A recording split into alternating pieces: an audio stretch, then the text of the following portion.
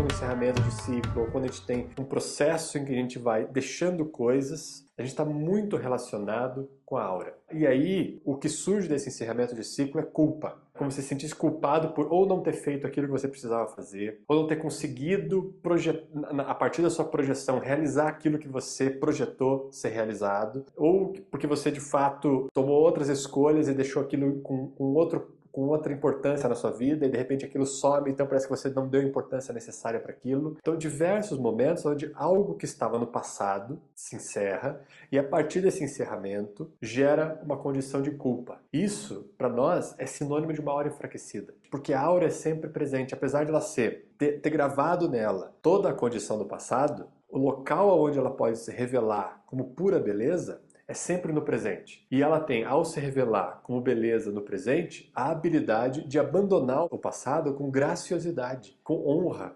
Então você sente que o passado sempre te ensinou. Então, se a gente fosse pensar assim, e ainda mais inseridos no contexto do yoga, que é um contexto de ensinamentos dármicos, e que vamos entender aqui hoje, assim, eu já traduzi Dharma e Karma para vocês de milhões de jeitos diferentes, porque a Índia propõe mesmo uma visualização muito ampla sobre esses termos. Mas vamos entender hoje, Dharma, como a nossa capacidade, vamos fazer um recorte hoje no sentido da palavra Dharma, como a nossa capacidade de compreender a vida acontecendo em forma de movimento, e ao ela acontecer em forma de movimento, nós percebemos esse movimento como ensinamento. Então, seja lá qual for o movimento que está acontecendo, você percebe esse movimento como algo te ensinando, com uma força mais ampla que provém esse alimento em forma de ensinamento. Dharma seria então para nós, nesse contexto hoje, a capacidade que a gente tem de aprender com cada instante da vida. E não há uma possibilidade de você aprender em cada instante da vida sem uma aura fortalecida. Porque, do contrário, você vai estar sempre lidando com o passado ali te aterrorizando. Seja em forma de sofrimento que você carrega, seja em forma de uma alegria que você vivenciou naquele momento e está projetando para que essa alegria continue acontecendo, ou seja em forma de culpa, como eu comentei. Então a culpa, ela é um sentido diante do passado. Ela não está relacionada com algo que está acontecendo agora. Porque se você considerasse que é possível aprender com toda e qualquer situação,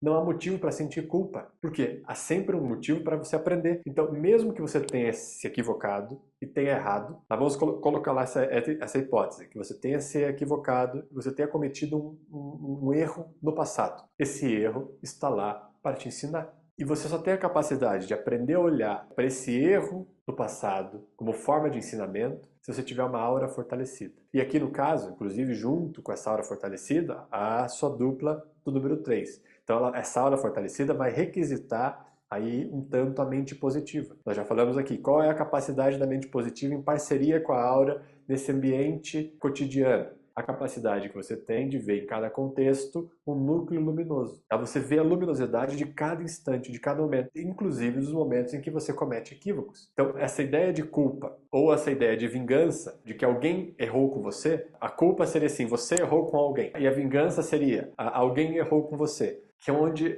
pode acontecer aquele sentido que nós temos falado muito aqui nesse ano já, que é o do perdão. Então é nesse sentido, tanto da culpa, que é quando você errou com alguém, quanto no sentido de alguém que errou com você, que é o da vingança, que você vai se vingar, entre aspas, aí, né, fazer justiça. Fazer justiça no nosso contexto aqui é muito o sentido de promover um ambiente de vingança, né? Você quer se vingar. Então daí você fala, vou fazer justiça. Você quer que o outro sofra o mesmo tanto que você sofreu. E veja como é curioso, porque isso se reflete no nosso sistema legal também, no judiciário mesmo. Perceba que o nosso judiciário está sendo utilizado como uma ferramenta de vingança. E é por isso que eu comentei lá também no nosso grupo sobre os mantras Nirepo e Nirvero. Tá? E Nirvero é muito significativo para nós neste momento. Nós vamos, nas próximas aulas, nós vamos desdobrar esse mantra melhor. Nós vamos abrir ele de uma forma mais intensa. Mas esse mantra está muito conectado, Nirvero, com esse sentido de abandonar a ideia de que você errou com alguém. Isso não quer dizer que você tem que ficar cometendo equívocos. Né? Então veja, sempre eu gosto de pontuar isso, só para não parecer que a gente está criando um discurso aqui para que vocês possam fazer qualquer bobagem e a partir de qualquer bobagem que vocês fazem, falam, não, mas tudo é ensinamento, então eu vou fazer qualquer bobagem. Não, não é isso, porque para que isso ocorra, requer um contexto de consciência, um contexto de envolvimento e comprometimento com a sua prática e uma promoção, uma intervenção de modo que a sua consciência possa vigorar sempre em cada momento. Então é na tentativa de que a consciência vigore como realidade que os equívocos se tornam ensinamentos. Não você conscientemente cometendo os equívocos só porque agora tem uma desculpa, uma carta na manga para se livrar dessas questões. Então não é esse o nosso incentivo. Nosso incentivo é que o ambiente seja preparado para que a consciência possa vigorar em cada instante. E ao vigorar, a consciência está vigorando, a compreensão de que cada momento da vida é um ensinamento, está a serviço de algo. Então nada do que aconteceu estava errado, estava fora de lugar. Essa é uma grande revolução que ocorre quando essa perspectiva começa a permanecer e vigorar na vida. Você começa a olhar para a vida e começa a entender que nada do que aconteceu estava fora de lugar. Mesmo grandes sofrimentos. E aí assim, vamos pensar assim, se por acaso na sua vida você sofreu umas situações muito duras. Aí nós temos assim, que avaliar cada caso para o trabalho terapêutico indicado para cada caso. Aqui nós estamos falando de uma compreensão sempre ampla sobre a perspectiva e a possibilidade de cada humano. É evidente que diante dos nossos traumas, nós precisamos olhar individualmente, porque o sofrimento atinge cada pessoa de maneira diferente. Tá? Então a gente precisa compreender e acolher cada indivíduo da maneira como ele chegou até ali. E a partir dali ir descascando tudo isso que está em cima, encobrindo a possibilidade daquele ser ali revelar a sua intensidade luminosa. E a aura aqui tem uma função determinante, porque a aura está falando muito sobre essa ideia de padrão mental. Os padrões mentais estão muito impregnados na aura e essa maneira de olhar a vida a partir dos padrões é determinada pelos padrões que estão nos envolvendo magneticamente na aura. À medida que a gente trabalha o fortalecimento da aura,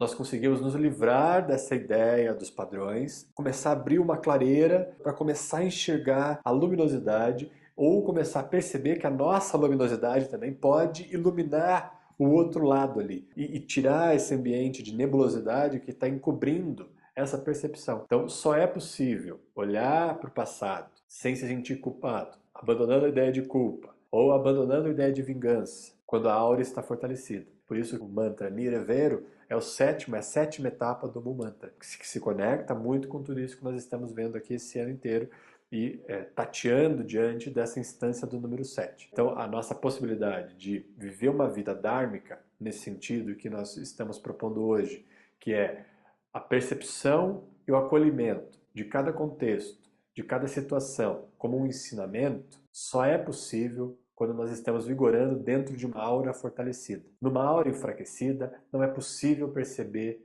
que a vida inteira é uma manifestação da beleza, que é puro ensinamento, porque ela convoca essas outras instâncias também. Todas essas instâncias mentais ela consegue coordenar e ela é que promove esse ambiente de relaxamento onde é possível perceber isso. Então, sem essa fortaleza da aura, você não vai se sentir relaxado o suficiente para perceber a vida. E é por isso também que o número 6 vem antes do 7. Nesse sentido da culpa, a responsabilidade vem antes dessa percepção do ambiente onde não há culpa. Porque sem responsabilidade não há como você não sentir culpa. Porque é somente no ambiente onde a responsabilidade já está vigorando que você sente que você fez tudo que lhe cabia fazer. Que você respondeu adequadamente à vida em todos os momentos. Mesmo que, se a gente fosse colocar numa situação estereotipada, parecesse que você estava fazendo menos do que precisaria fazer. Num ambiente onde a responsabilidade, número 6, já está vigorando, toda e qualquer ação é a mais pura ação, é a resposta adequada à vida. Seja lá o que vão pensar, seja lá o que vão dizer. E para que essa ação não se torne nem vingança e nem culpa, requer uma aura fortalecida.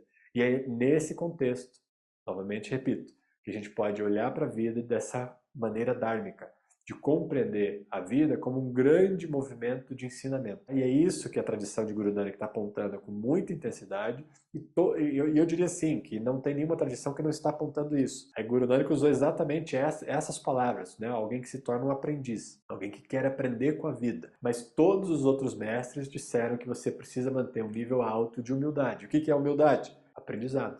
É você saber que você não está fora do seu local. E como é que você é humilde? Uma aura fortalecida. A aura fortalecida te coloca no seu lugar. Você entende qual é o seu local. Você tem uma dimensão espacial de onde é o seu local. Sabendo o seu local, você não se coloca num local diferente. Você não se coloca acima. Nós já falamos aqui também daquela ideia de superioridade e de elevação que o 7 propõe. Nós vamos entrar um pouco mais nisso também ainda. Porque o 7 enfraquecido pode dar uma ideia de superioridade. Um 7 fortalecido é elevação. Só que a elevação não está acima de ninguém. A elevação é um campo de luminosidade que se abre para que a vida possa ser percebida sempre em forma de ensinamento, em forma de aprendizado. Então, isso é elevação. E isso é quando a consciência está vigorando. E daí, nesse contexto, todo e qualquer ato, mesmo aqueles que você sente que errou, se tornam parte da vida dármica, porque eles estão a serviço do aprendizado, ou a serviço do ensinamento.